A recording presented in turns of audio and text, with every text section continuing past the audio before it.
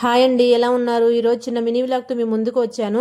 వీడియోలో కనిపించేవి ఏంటవి అనుకుంటున్నారా? అదేనండి, 1 మంత్ ఆర్ 2 మంత్ బ్యాక్ ఒకరు కామెంట్ చేశారు, మీ హెయిర్ గ్రోత్ గురించి వీడియో చేసి పెట్టరా అని. ఎయిర్ బాతింగ్ ఎలా చేస్తారు, మీరు తలస్నానం చేశాక చిక్కు ఎలా తీస్తారు, ఆ తర్వాత ఏమి ఆయిల్ రాస్తారు అని కామెంట్ చేశారు.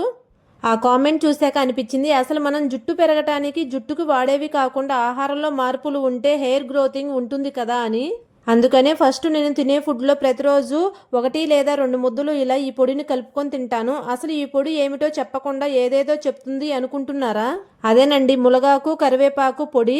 ఇది నేను శుభ్రంగా కడిగి ఆరబెట్టుకొని కారపొడి చేసి పెట్టుకొని ప్రతిరోజు తింటాను.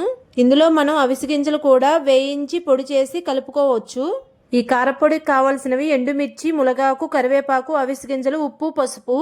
ఇలా కారపొడి మీరు కూడా ట్రై చేయండి, జుట్టు బాగా పెరుగుతుంది.